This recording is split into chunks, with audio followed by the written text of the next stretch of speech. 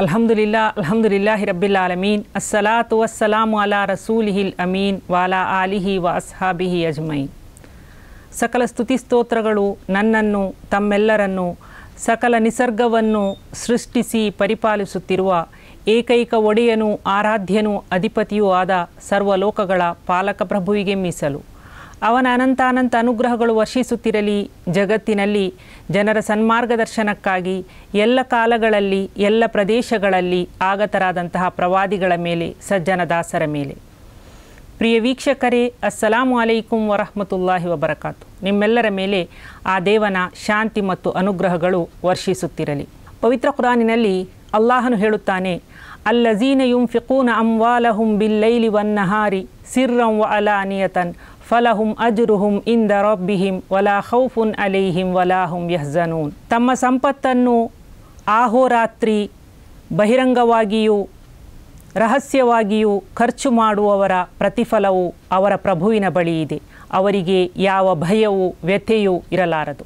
ದಾನ ಧರ್ಮದ ಶ್ರೇಷ್ಠತೆಯನ್ನು ಬಹಳ ಪ್ರಬಲವಾಗಿ ಪ್ರತಿಪಾದಿಸುವಂತಹ ಒಂದು ಧರ್ಮವಾಗಿದೆ ಇಸ್ಲಾಂ. ಈ ಜಗತ್ತು ಪರೀಕ್ಷಾರ್ಥವಾಗಿ ಸೃಷ್ಟಿಸಲ್ಪಟ್ಟಿದೆ. ಈ ಜಗತ್ತಿನಲ್ಲಿ ಎಲ್ಲ ವಿಷಯಗಳು ಎಲ್ಲರಿಗೂ ಒಂದೇ ರೀತಿ ನೀಡಲ್ಪಟ್ಟಿಲ್ಲ. ಇಲ್ಲಿ ಶ್ರೀಮಂತರಿರುವಂತೆಯೇ ದಟ್ಟ ದರಿದ್ರರು ಇದ್ದಾರೆ. ಯಾವ ರೀತಿಯಲ್ಲಿ ಇಸ್ಲಾಂ ನಮಾಜ್ ಮಾಡಬೇಕೆಂದು, ಉಪವಾಸ ವ್ರತವನ್ನು ಆಚರಿಸಬೇಕೆಂದು ಆದೇಶಿಸುತ್ತದೆಯೋ ಅದೇ ರೀತಿಯಲ್ಲಿ ಸಿರಿವಂತರೊಂದಿಗೆ ತಮ್ಮ ಸಂಪತ್ತಿನ ಒಂದು ಪಾಲನ್ನು ಝಕಾತಿನ ರೂಪದಲ್ಲಿ ಬಡಬಗ್ಗರಿಗೆ ನೀಡಬೇಕೆಂದು ಬಹಳ ಸ್ಪಷ್ಟವಾಗಿ ಆದೇಶಿಸುತ್ತದೆ. ಇದು ಕಡ್ಡಾಯವಾದಂತಹ ಆರಾಧನೆಯಾಗಿದೆ.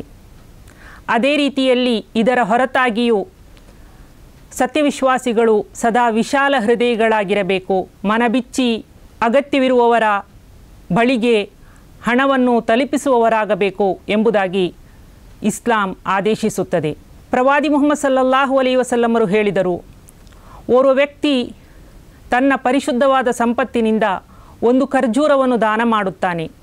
ಅದನ್ನು ಅಲ್ಲಾಹನು ತನ್ನ ಬಲಗೈಯನ್ನು ಚಾಚಿ ಸ್ವೀಕರಿಸುತ್ತಾನೆ ಮತ್ತು ಅದನ್ನು ನಿಮ್ಮ ಪೈಕಿ ಒಬ್ಬರು ಒಂದು ಕುದುರೆ ಮರಿಯನ್ನು ಸಾಕಿ ಬೆಳೆಸುವಂತೆ ಸಾಕುತ್ತಾನೆ ಮತ್ತು ಅದನ್ನು ಪರ್ವತದಷ್ಟು ಎತ್ತರವಾಗುವವರೆಗೆ ಬೆಳೆಸುತ್ತಾನೆ.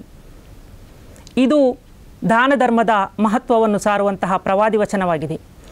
ಪ್ರವಾದಿ ಮುಹಮ್ಮದ್ ಸಲ್ಲಲ್ಲಾಹು ಅಲೈಹಿ ವಸಲ್ಲಮರು ಈ ವಚನದ ಮೂಲಕ ದಾನದ ಮಹತ್ವವನ್ನು ಹೇಳಿದ್ದಾರೆ ಮತ್ತು ಯಾವ ರೀತಿಯಲ್ಲಿ ಶುದ್ಧ ಸಂಕಲ್ಪದೊಂದಿಗೆ ದೇವನ ಸಂಪ್ರೀತಿಗಾಗಿ ದಾನವನ್ನು ನೀಡಿದರೆ ಅದು ಎಷ್ಟು ಸಣ್ಣ ಪ್ರಮಾಣದಲ್ಲಿದ್ದರೂ ಅದು ಧರ್ಮಬದ್ಧ ರೂಪದಲ್ಲಿ ಸಂಪಾದನೆಯಿಂದ ನೀಡುವಂತಹದ್ದಾಗಿದ್ದರೆ ಅದನ್ನು ಅಲ್ಲಾಹನು ತನ್ನ ಬಲಗೈಯನ್ನು ಚಾಚಿ ಸ್ವೀಕರಿಸುತ್ತಾನೆ ಎಂಬುದಾಗಿ ಈ ಪ್ರವಾದಿ ವಚನದಲ್ಲಿ ನಮಗೆ ಕಲಿಸಿಕೊಡಲಾಗಿದೆ. ಅದೇ ರೀತಿಯಲ್ಲಿ ಒಂದು ಖರ್ಜೂರ ಎಂದರೆ ಒಂದು ಸಾಮಾನ್ಯ ವಸ್ತು, ಕೇವಲ ಶ್ರೀಮಂತರಿಗೆ ದಾನ ಧರ್ಮ ಮಾಡುವಂತಹ ಕೆಲಸ ಎಂಬುದಾಗಿ ಸಾಮಾನ್ಯವಾಗಿ ಭಾವಿಸಲಾಗುತ್ತದೆ. ಆದರೆ ಎಲ್ಲರೂ ಕೂಡ ತಮ್ಮ ಬಳಿ ಇರುವುದನ್ನು ಇತರರಿಗೆ ಹಂಚಿ ತಿನ್ನುವಂತಹ ದಾನ ಧರ್ಮವನ್ನು ಮಾಡುವಂತಹ ಅಭ್ಯಾಸವನ್ನು ಬೆಳೆಸಿಕೊಳ್ಳಬೇಕು. ಇದರಿಂದ ಸಂಪಾದನೆಯಲ್ಲಿ ವೃದ್ಧಿಯುಂಟಾಗುತ್ತದೆ. ಅಲ್ಲಾಹನ ವಿಶೇಷ ಅನುಗ್ರಹ ಅವರ ಮೇಲೆ ಇರುತ್ತದೆ. ಪ್ರವಾದಿ ಮುಹಮ್ಮದ್ ಸಲ್ಲಲ್ಲಾಹು ಅಲೈಹಿ ವಸಲ್ಲಮರು ನಮಗೆ ಕಲಿಸಿಕೊಟ್ಟಂತಹ ಇನ್ನೊಂದು ಮುಖ್ಯವಾದಂತಹ ವಿಷಯ, ಇದು ಪರಲೋಕದಲ್ಲಿ ಈ ದಾನ ಧರ್ಮಗಳು ಬಹಳ ಪ್ರಯೋಜನಕಾರಿಯಾಗಿ ಮಾರ್ಪಡುತ್ತದೆ. ಪ್ರವಾದಿ ಮುಹಮ್ಮದ್ ಸಲ್ಲಲ್ಲಾಹು ಅಲೈಹಿ ವಸಲ್ಲಮರು ಹೇಳಿದರು, ದಾನ ಧರ್ಮವು ಗೋರಿಯ ಶಿಕ್ಷೆಯಿಂದ ರಕ್ಷಿಸುತ್ತದೆ, ಗೋರಿಯನ್ನು ತಂಪಾಗಿಸುತ್ತದೆ ಮತ್ತು ಪರಲೋಕದಲ್ಲಿ ದಾನ ಧರ್ಮಗಳು ನೆರಳಿನ ರೂಪದಲ್ಲಿ ಸಹಾಯಕವಾಗುತ್ತದೆ ಎಂದು. ಅದೇ ರೀತಿಯಲ್ಲಿ ಪ್ರವಾದಿ ಮುಹಮ್ಮದ್ ಸಲ್ಲಲ್ಲಾಹು ಅಲೈಹಿ ವಸಲ್ಲಮರು ಇನ್ನೊಂದು ಸಂದರ್ಭದಲ್ಲಿ ದಾನ ಧರ್ಮವು ಅಪಘಾತ ಮರಣದಿಂದ ಸಂರಕ್ಷಿಸುತ್ತದೆ ಎಂಬುದಾಗಿಯೂ ಹೇಳಿದ್ದಾರೆ. ಕೇವಲ ಪರಲೋಕದಲ್ಲಿ ಮಾತ್ರ ದಾನ ಧರ್ಮದ ಪ್ರತಿಫಲವು ಸಿಗುವುದಲ್ಲ, ಬದಲಾಗಿ ಈ ಜೀವನದಲ್ಲಿಯೂ ಸಮೃದ್ಧಿ ಅನುಗ್ರಹಗಳು ವರ್ಷಿಸುತ್ತದೆ. ಪ್ರವಾದಿ ಮುಹಮ್ಮದ್ ಸಲ್ಲಲ್ಲಾಹು ಅಲೈಹಿ ವಸಲ್ಲಮರು ತಮ್ಮ ಅನುಯಾಯಿಗಳೊಂದಿಗೆ ಒಂದು ಘಟನೆಯನ್ನು ವಿವರಿಸುತ್ತಾರೆ. ಒಮ್ಮೆ ಓರ್ವ ವ್ಯಕ್ತಿ ಒಂದು ಮರುಭೂಮಿಯಲ್ಲಿ ನಡೆದುಕೊಂಡು ಹೋಗುತ್ತಾ ಇದ್ದರು. ಆಗ ಅವರಿಗೆ ಮೋಡದಿಂದ ಒಂದು ಅಶರೀರವಾಣಿಯು ಕೇಳಿಸಿತು. ಆ ಮೋಡದಿಂದ ಒಬ್ಬ ವ್ಯಕ್ತಿಯ ಹೆಸರನ್ನು ಪ್ರಸ್ತಾಪಿಸಿ ಆ ವ್ಯಕ್ತಿಯ ತೋಟಕ್ಕೆ ಮಳೆಯನ್ನು ಸುರಿಸಬೇಕು ಎಂಬಂತಹ ಆದೇಶವು ಆ ಮೋಡದಿಂದ ಕೇಳಿಬಂತು.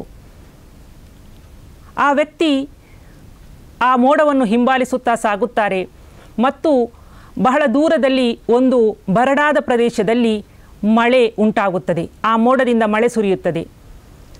ಆ ಮಳೆಯ ನೀರು ಒಂದು ಹಳ್ಳದ ರೂಪವನ್ನು ಪಡೆದುಕೊಂಡು ಹರಿಯುತ್ತಾ ಮುಂದಕ್ಕೆ ಹೋಗುತ್ತದೆ. ಅದನ್ನೇ ಹಿಂಬಾಲಿಸಿಕೊಂಡಂತಹ ಆ ವ್ಯಕ್ತಿ ಅದು ಒಬ್ಬ ಕೃಷಿಕನ ತೋಟಕ್ಕೆ ತಲುಪುವುದನ್ನು ನೋಡುತ್ತಾನೆ. ಅಲ್ಲಿ ಒಬ್ಬ ವ್ಯಕ್ತಿ ತನ್ನ ಕೃಷಿ ಕಾರ್ಯದಲ್ಲಿ ನಿರತನಾಗಿದ್ದನು. ಆ ವ್ಯಕ್ತಿಯೊಂದಿಗೆ ಈ ಮರುಭೂಮಿಯಿಂದ ಆಗಮಿಸಿದ ವ್ಯಕ್ತಿ ಪ್ರಶ್ನಿಸುತ್ತಾನೆ, ತಮ್ಮ ಹೆಸರೇನು? ಆ ವ್ಯಕ್ತಿ ತಮ್ಮ ಹೆಸರನ್ನು ಪ್ರಸ್ತಾಪಿಸುತ್ತಾರೆ. ಆಗ ಅವರಿಗೆ ಗೊತ್ತಾಗುತ್ತದೆ, ಇದೇ ಹೆಸರು ಆ ಮೋಡದಿಂದ ನಾನು ಕೇಳಿದ್ದೆ. ಆಗ ಅವರು ಆ ವ್ಯಕ್ತಿಯೊಂದಿಗೆ ನಡೆದಂತಹ ಘಟನೆಯನ್ನು ವಿವರಿಸುತ್ತಾರೆ ಮತ್ತು ಪ್ರಶ್ನಿಸುತ್ತಾರೆ, ತಾವು ಇಷ್ಟಕ್ಕೂ ಮಾಡುವಂತಹ ನಿಮ್ಮ ಕೆಲಸ ಏನು ಎಂಬುದರ ಬಗ್ಗೆ ನನಗೆ ತಿಳಿಯಬಹುದೇ ಎಂದು. ಆ ವ್ಯಕ್ತಿ, ಆ ಕೃಷಿಕ ಹೇಳುತ್ತಾರೆ, ನನಗೆ ಹೇಳಬೇಕೆಂದು ಮನಸ್ಸಿಲ್ಲ, ಆದರೂ ತಾವು ಕೇಳಿದ್ದೀರಿ ಎಂಬ ಕಾರಣಕ್ಕಾಗಿ ಹೇಳುತ್ತಾ ಇದ್ದೇನೆ. ನಾನು ಈ ಭೂಮಿಯಲ್ಲಿ ಕೃಷಿ ಮಾಡಿ ಬಂದಂತಹ ಬೆಳೆಯ ಲೆಕ್ಕ ಹಾಕುತ್ತೇನೆ ಮತ್ತು ಅದನ್ನು 3 ಪಾಲು ಮಾಡುತ್ತೇನೆ. 1 ಪಾಲನ್ನು ನಾನು ನನ್ನ ಮೇಲೆ ಮತ್ತು ನನ್ನ ಕುಟುಂಬದ ಮೇಲೆ ಖರ್ಚು ಮಾಡುತ್ತೇನೆ. ಇನ್ನೊಂದು ಪಾಲನ್ನು ನಾನು ಬಡಬಗ್ಗರ ಮೇಲೆ, ಅರ್ಹರ ಮೇಲೆ ಖರ್ಚು ಮಾಡುತ್ತೇನೆ, ಅಂದರೆ ದಾನ ನೀಡುತ್ತೇನೆ. 3ನೆಯ ಪಾಲನ್ನು ನಾನು ಪುನಃ ಕೃಷಿಯಲ್ಲಿ ತೊಡಗಿಸುತ್ತೇನೆ. ಇದು ನನ್ನ ಚರ್ಯೆಯಾಗಿದೆ ಎಂದು ಅವರು ಹೇಳುತ್ತಾರೆ. ಪ್ರೀತಿಯ ವೀಕ್ಷಕರೇ, ನೋಡಿರಿ, ದಾನ ಧರ್ಮವು ಈ ಇಹಲೋಕದಲ್ಲಿಯೇ ಆ ವ್ಯಕ್ತಿಗೆ ಎಷ್ಟು ಪ್ರಯೋಜನಕಾರಿಯಾಗಿ ಮಾರ್ಪಟ್ಟಿತು. ಇದೇ ರೀತಿಯಲ್ಲಿ ದಾನ ಧರ್ಮವು ಮನಸ್ಸಿನ ಸಂಕುಚಿತತೆಯಿಂದ ದೂರವಿರುವಂತಹ ಒಂದು ಶ್ರೇಷ್ಠ ಉಪಾಧಿಯಾಗಿದೆ. ಪ್ರವಾದಿ ಮುಹಮ್ಮದ್ ಸಲ್ಲಲ್ಲಾಹು ಅಲೈಹಿ ವಸಲ್ಲಮರ ಪ್ರಿಯ ಪತ್ನಿ ಹಜರತ್ ಆಯಿಷಾ ರಲಿಯಲ್ಲಾಹು ಅನ್ಹಾ ಒಂದು ಘಟನೆಯನ್ನು ವಿವರಿಸುತ್ತಾರೆ. ಒಮ್ಮೆ ಅವರು ಒಂದು ಆಡನ್ನು ಕೊಯ್ದು ದಾನ ನೀಡುತ್ತಾರೆ. ಪ್ರವಾದಿ ಸಲ್ಲಲ್ಲಾಹು ಅಲೈಹಿ ವಸಲ್ಲಮರು ಬಂದಾಗ ಪ್ರಶ್ನಿಸುತ್ತಾರೆ, ನೀನು ಅದನ್ನೆಲ್ಲ ದಾನ ಮಾಡಿದೆಯಾ, ಏನು ಉಳಿದಿದೆ ಎಂದು. ಆಗ ಅವರು ಹೇಳುತ್ತಾರೆ, ಒಂದು ಭುಜದ ಹೊರತು, ಆಡಿನ ಒಂದು ಭುಜದ ಹೊರತು ಬೇರೆಲ್ಲವನ್ನು ದಾನ ಮಾಡಿದ್ದೇನೆ ಎಂದು. ಆಗ ಪ್ರವಾದಿ ಮುಹಮ್ಮದ್ ಸಲ್ಲಲ್ಲಾಹು ಅಲೈಹಿ ವಸಲ್ಲಮರು ಹೇಳುತ್ತಾರೆ, ಆ ದಾನ ಮಾಡಿದ್ದೆಲ್ಲವೂ ನಮ್ಮ ಬಳಿ ಸಂಗ್ರಹವಾಯಿತು, ಈ ಭುಜವನ್ನು ಹೊರತುಪಡಿಸಿ ಎಂದು. ಅಂದರೆ ನಾವು ಈ ಜಗತ್ತಿನ ಮೇಲೆ ನೀಡಿದಂತಹ ದಾನ ಧರ್ಮಗಳು ಅದು ಇಲ್ಲಿ ನಮಗೆ ಕಳೆದು ಹೋದಂತೆ ತೋರಿದರೂ ವಾಸ್ತವದಲ್ಲಿ ಅದು ದೇವನ ಬಳಿ ನಮಗೆ ಸಂಗ್ರಹದ ರೂಪದಲ್ಲಿ ಸಿಗುತ್ತದೆ. ನಮ್ಮ ಬ್ಯಾಂಕ್ ಅಕೌಂಟಿನಲ್ಲಿ ಅದು ಶೇಖರವಾಗುತ್ತಾ ಸಾಗುತ್ತದೆ. ಆದುದರಿಂದ ದಾನ ಧರ್ಮಕ್ಕೆ ನಾವು ವಿಶೇಷ ಮಹತ್ವವನ್ನು ನೀಡಬೇಕು. ದಾನ ಧರ್ಮವನ್ನು ನೀಡುವುದರಿಂದ ನಮ್ಮ ಮನಸ್ಸಿಗೆ ನೆಮ್ಮದಿ ಸಿಗುತ್ತದೆ, ನಮ್ಮ ಜೀವನದಲ್ಲಿ ಸಮೃದ್ಧಿಯುಂಟಾಗುತ್ತದೆ, ನಮ್ಮ ಮೇಲೆ ಅನುಗ್ರಹಗಳು ಉಂಟಾಗುತ್ತದೆ ಮತ್ತು ಯಾವುದು ನಮ್ಮ ಬಳಿ ಇದೆಯೋ ಅದರೊಂದಿಗೆ ನಾವು ಮನಸ್ಸಮಾಧಾನದೊಂದಿಗೆ ಜೀವಿಸಲಿಕ್ಕೆ ನಮಗೆ ಸಾಧ್ಯವಾಗುತ್ತದೆ. ಪ್ರವಾದಿ ಮುಹಮ್ಮದ್ ಸಲ್ಲಲ್ಲಾಹು ಅಲೈಹಿ ವಸಲ್ಲಮರೊಂದಿಗೆ ಓರ್ವ ವ್ಯಕ್ತಿ ಬಂದು ಪ್ರಶ್ನಿಸುತ್ತಾರೆ, ಯಾವ ದಾನ ಧರ್ಮ ಹೆಚ್ಚು ಶ್ರೇಷ್ಠವಾದದ್ದು ಎಂದು.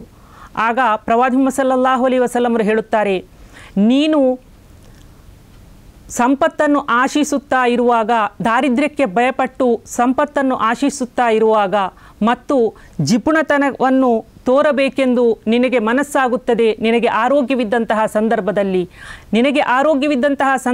ನೀವು ಜಿಪುಣತೆಯನ್ನು ತೋರುತ್ತಿರುವಾಗ ಮತ್ತು ನೀನು ಸಂಪನ್ನನಾಗಿದ್ದು ನೀನು ದಾರಿದ್ರ್ಯಕ್ಕೆ ಭಯಪಡುತ್ತಿದ್ದಂತಹ ಸಂದರ್ಭದಲ್ಲಿ ನೀನು ನೀಡುವಂತಹ ದಾನ ಅದು ಅತ್ಯಂತ ಶ್ರೇಷ್ಠವಾದಂತಹ ದಾನವಾಗಿರುತ್ತದೆ. ಮತ್ತು ಆತ್ಮವು ಗಂಟಲಿಗೆ ಬಂದು ತಲುಪಿದಾಗ, ನಿನ್ನ ಪ್ರಾಣವು ಈಗ ಹೊರಟು ಹೋಗುತ್ತದೆ ಎಂದು ಗೊತ್ತಾದಾಗ, ಇದನ್ನು ಇವರಿಗೆ ಇಂತಿಷ್ಟು ನೀಡಿ ಅವರಿಗೆ ಇಂತಿಷ್ಟು ನೀಡಿ ಎಂದು ಹೇಳಿದರೆ ಅದರಿಂದ ಏನೂ ಪ್ರಯೋಜನವಿಲ್ಲ. ಅದು ನಾವು ಹೇಳದಿದ್ದರೂ ಖಂಡಿತವಾಗಿಯೂ ಅದು ಬೇರೆಯವರ ಪಾಲಾಗಿಯೇ ಬಿಡುತ್ತದೆ. ಈ ಪ್ರವಾದಿ ವಚನದಲ್ಲಿಯೂ ಬಹಳ ಸ್ಪಷ್ಟವಾಗಿ ನಾವು ದಾನ ಧರ್ಮವನ್ನು ನೀಡಬೇಕಾದಂತಹದ್ದು ಯಾವಾಗ ಮತ್ತು ಯಾವ ಸಂದರ್ಭದಲ್ಲಿ ನೀಡಿದಂತಹ ದಾನಕ್ಕೆ ಹೆಚ್ಚು ಶ್ರೇಷ್ಠತೆ, ಹೆಚ್ಚು ಮಹತ್ವ ಇದೆ ಎಂಬುದನ್ನು ಈ ಪ್ರವಾದಿ ವಚನವು ನಮಗೆ ಕಲಿಸಿಕೊಡುತ್ತದೆ. ಪ್ರವಾದಿ ಮುಹಮ್ಮದ್ ಸಲ್ಲಲ್ಲಾಹು ಅಲೈಹಿ ವಸಲ್ಲಮರ ಈ ವಚನದ ಆಧಾರದಲ್ಲಿ ಮನುಷ್ಯ ಅತ್ಯಂತ ಭಯಪಡುವಂತಹ ವಿಷಯ ತನ್ನ ಸಂಪತ್ತು ಎಲ್ಲಿ ಕಡಿಮೆಯಾಗಿ ಹೋಗುತ್ತದೆಯೋ ಎಂಬಂತಹ ಭಾವನೆ. ನನಗೆ ನಾನು ದಾನ ನೀಡಿದರೆ ಎಲ್ಲಿ ನನಗೆ ದಾರಿದ್ರ್ಯ ಬಂದು ಬಿಡಬಹುದು ಎಂಬಂತಹ ಭಾವನೆ ಸಹಜವಾಗಿ ಮನುಷ್ಯರಲ್ಲಿ ಇರುತ್ತದೆ. ಆದರೆ ಅಲ್ಲಾಹನ ವಾಗ್ದಾನವಿದೆ, ನೀವು ಸಂಪತ್ತನ್ನು ಖರ್ಚು ಮಾಡಿದರೆ ಅದನ್ನು 70ರಿಂದ 700 ಪಟ್ಟು ವೃದ್ಧಿಸಿ ಹಿಂದಕ್ಕೆ ನೀಡಲು ಅಲ್ಲಾಹನು ಶಕ್ತನಿದ್ದಾನೆ, ಅವನು ಹಾಗೆ ನೀಡುತ್ತಾನೆ. ಅದೇ ರೀತಿಯಲ್ಲಿ ಜಿಪುಣತೆ ಉಂಟಾಗುವಾಗ, ಸಹಜವಾಗಿಯೇ ಸಿರಿವಂತಿಕೆ ಬಂದಾಗ ಜಿಪುಣತೆಯೂ ಕೂಡ ಪರೀಕ್ಷೆಯ ರೂಪದಲ್ಲಿ ಅಂತಹ ವ್ಯಕ್ತಿಗಳಿಗೆ ನೀಡಲ್ಪಡುತ್ತದೆ. ಆಗ ಅದನ್ನು ಮೀರಿ, ಜಿಪುಣತೆಯನ್ನು ಮೀರಿ ಧಾರಾಳವಾಗಿ ಸಹಜೀವಿಗಳಿಗಾಗಿ ಖರ್ಚು ಮಾಡುವಂತಹ ವಿಶೇಷತೆಯನ್ನು ನಾವು ನಮ್ಮಲ್ಲಿ ಬೆಳೆಸಿಕೊಳ್ಳಬೇಕು. ಮತ್ತು ಯಾವ ರೀತಿಯಲ್ಲಿ ನಾವು ಹಣವನ್ನು, ಸಂಪತ್ತನ್ನು ದಾನ ಮಾಡಬೇಕು, ಯಾರಿಗೆ ದಾನ ಮಾಡಬೇಕು ಎಂಬುದರ ಸ್ಪಷ್ಟ ಆದೇಶಗಳು ಪವಿತ್ರ ಕುರಾನ್ ಮತ್ತು ಪ್ರವಾದಿ ಚರ್ಯಗಳಲ್ಲಿ ನಮಗೆ ನೋಡಲಿಕ್ಕೆ ಸಿಗುತ್ತದೆ. ಅದರ ಬಗ್ಗೆ ಅಧ್ಯಯನ ಮಾಡಬೇಕು, ಅದರ ಬಗ್ಗೆ ಕಲಿಯಬೇಕು ಮತ್ತು ನಾವು ಮನಬಿಚ್ಚಿ ದಾನ ಧರ್ಮವನ್ನು ಮಾಡುವವರಾಗಿ ಮಾರ್ಪಡಬೇಕು. ದಾನ ಧರ್ಮವನ್ನು ನೀಡುವಾಗ ಅದು ನೀವು ನಿಮ್ಮ ಕೈಗಳನ್ನು ಕೊರಳಿಗೆ ಕಟ್ಟಿಕೊಂಡಿರಲು ಬೇಡಿರಿ, ನಿಸ್ಸಹಾಯಕರಾಗಿ ಬಿಡುವಂತೆ ಅದನ್ನು ಬಿಚ್ಚಿಟ್ಟುಕೊಂಡಿರಲು ಬೇಡಿರಿ ಎಂಬುದಾಗಿ ಅಲ್ಲಾಹನು ಪವಿತ್ರ ಕುರಾನ್ನಲ್ಲಿ ಇನ್ನೊಂದು ಹೇಳಿದ್ದಾನೆ. ಆದುದರಿಂದ ನಮ್ಮ ಮನಸ್ಸನ್ನು, ನಮ್ಮ ಇಚ್ಛೆಯನ್ನು, ನಮ್ಮ ದಾನದ ಹಿಂದಿರುವಂತಹ ಉದ್ದೇಶವನ್ನು ಅಲ್ಲಾಹನು ಅರಿಯುತ್ತಾನೆ. ಅದೇ ರೀತಿಯಲ್ಲಿ ನಾವು ದಾನ ಮಾಡುವಾಗ ನಮಗೆ ನೆನಪಿರಬೇಕಾದಂತಹ ಒಂದು ಮಹತ್ವಪೂರ್ಣವಾದಂತಹ ವಿಷಯ ಏನೆಂದರೆ, ನಾವು ದಾನ ನೀಡುವಂತಹದ್ದು ನಾವು ಹಲಾಲಾಗಿ ಧರ್ಮಬದ್ಧವಾಗಿ ಸಂಪಾದಿಸಿದಂತಹ ಸಂಪತ್ತಿನಿಂದಾಗಿರಬೇಕು. ನಿಷಿದ್ಧವಾದಂತಹ ಸಂಪಾದನೆಯಿಂದ ಮಾಡುವಂತಹ ದಾನ ಧರ್ಮವು ಅದು ಅಲ್ಲಾಹನ ಬಳಿ ಸ್ವೀಕೃತವಾಗಲಾರದು.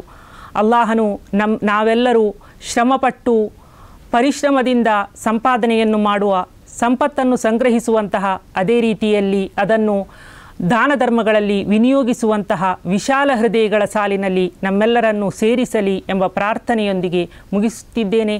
ಸಕಲ ಸ್ತುತಿ ಸ್ತೋತ್ರಗಳು ಜಗದ್ರಕ್ಷಕನಾದ ಅಲ್ಲಾಹನಿಗೆ ಮೀಸಲು.